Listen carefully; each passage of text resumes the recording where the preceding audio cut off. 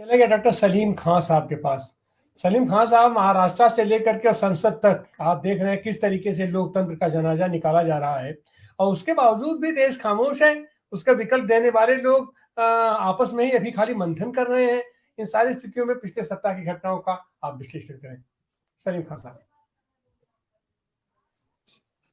शुक्रिया डॉक्टर साहब। असल में संसद के ऊपर बहुत अच्छी बहस हो चुकी है, तो मैं उस पे नहीं जाऊंगा। इस हफ्ते की मैं समझता हूं जो सबसे बड़ी और अहम घटना है, वो कल सूरत में प्रधानमंत्री आए और उन्होंने ये कहा कि भाई हमने 3 राज्यों में सरकार बना ली और तेलंगाना में भी हमारा वोट बढ़ गया है, इसलिए हम जो है वो 2024 में एक ऐतिहासिक विजय दर्ज करने जा रहे हैं। और उनके एक इस वाक्य को पूरा मीडिया ने ऐसे छाप दिया जैसा कि बीजेपी जो है वो 2024 का इलेक्शन जीत गई, यानी एक माहौल बना दिया गया ताकि जो लोग जिन्होंने का निर्णायक वोट नहीं है वो ये सोचने लगे कि भाई बीजेपी जीती गई है तो दूसरों को वोट दे के क्या फायदा, वो तो हारना ही वाले हैं, तो इसलिए या तो वोट मत दो या बीजेपी को ही दे दो। तो ये जो एक षड्यंत्र है, मैं चाहता हूं कि इस पर कुछ बातें आप लोगों के सामने रखूं, कुछ खुलासे करूं। देखिए, हम लोगों ने अभी देखा कि 5 राज्यों के चुनाव हुए, उसमें 3 राज्य बीजेपी ने जीत लिए और उसी के आधार पे ये सारी कहानी गढ़ी जा रही है। आप अगर ये देखें कि 2024 पे इसका क्या प्रभाव पड़ेगा, 2024 में इन 3 राज्यों में से बीजेपी को सारी सीटें मिल गई थी, कांग्रेस को सिर्फ 3 सीटें मिली थी। यानी अगर बीजेपी ने इन 3 राज्यों में 100% सीटें जीत ली, जैसा कि राजस्थान में जीती थी, तब भी उसको कुल मिला के 3 ही सीट का फायदा होगा, उससे ज्यादा फायदा नहीं होगा। लेकिन अगर कांग्रेस ने कमलनाथ और गहलोत वगैरह की छुट्टी करके नौजवान टीम को सामने लाते हैं, तो हो सकता है कांग्रेस की 3 बढ़ के 5 हो जाए। तो पहली बात तो ये खुशफहमी दूर होनी चाहिए कि इन 3 राज्यों के जीत से बीजेपी का बहुत बहुत बड़ा भला हो जाएगा। अब लोग ये कहते हैं कि भाई कांग्रेस बीजेपी ने जो है वो कांग्रेस से 2 राज्य छीन लिए। अभी इस 6 महीने के अंदर 2 राज्य ऐसे भी हैं जो कि कांग्रेस ने बीजेपी से छीन लिए। कर्नाटक में बीजेपी की सरकार थी, कांग्रेस ने छीन ली। हिमाचल में बीजेपी की सरकार थी, कांग्रेस ने छीन ली। तो 2 राज्य बीजेपी ने कांग्रेस से छीने, 2 राज्य कांग्रेस ने बीजेपी से छीने, हिसाब तो हो गया बराबर। लेकिन तेलंगाना में जहां बीआरएस की सरकार थी और बीजेपी वहां पर अपना एक दलित मुख्यमंत्री लाना चाहती थी, उसमें बीजेपी विफल हो गई और कांग्रेस जीत गई। तो आप पिछले 6 महीने का विश्लेषण करें तो कांग्रेस को एक राज्य का फायदा हुआ है। ये बिला वजह का माहौल ये लोग बना रहे हैं कि साहब बीजेपी की जो है वो बल्ले बल्ले हो गई है। तो ये तो एक मोटी बात है। अब मैं आपको थोड़ा सा और भी 5 मिनट में ये बताना चाहता हूं कि दूसरे राज्यों की परिस्थिति क्या है।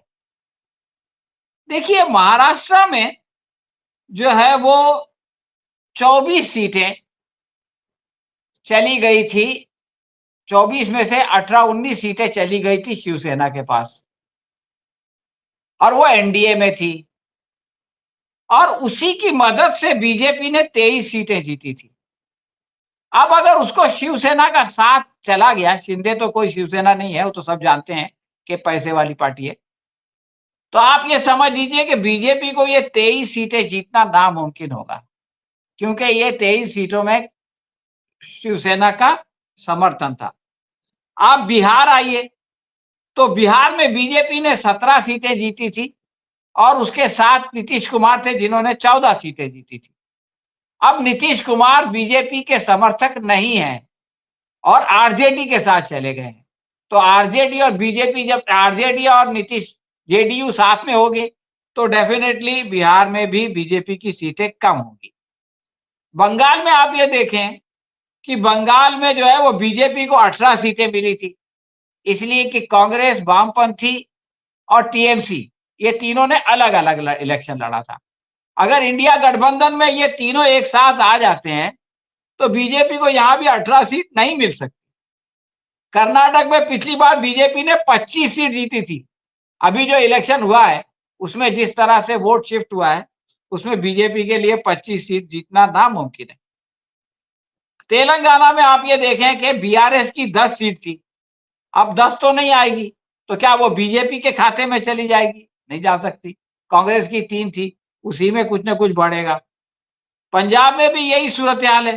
पंजाब में 8 सीट थी और 3 में से 2 तो इनके पास थी, आम आदमी पार्टी के पास। अब अगर आम आदमी पार्टी कांग्रेस के साथ है तो पंजाब में जो 2 सीट मिली थी अकाली दल की मदद से, आज अकाली दल बीजेपी के साथ नहीं है।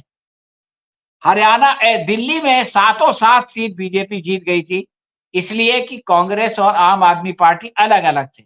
अगर ये दोनों साथ में आ जाए तो बीजेपी उल्टी लटक जाए तब भी 7 की 7 सीट नहीं जीत सकती। हिमाचल में भी यही सूरत हाल है कि हिमाचल में 4 सीटें जो है वो बीजेपी जीत गई थी और अब जबकि वहां कांग्रेस की सरकार है, 4 सीट नहीं जीत सकती।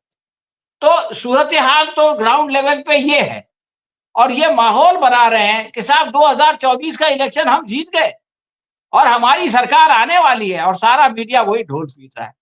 तो मैं समझता हूं कि लोगों को सोचना चाहिए कि ये जो मीडिया का प्रोपेगेंडा है इसकी कोई हकीकत नहीं।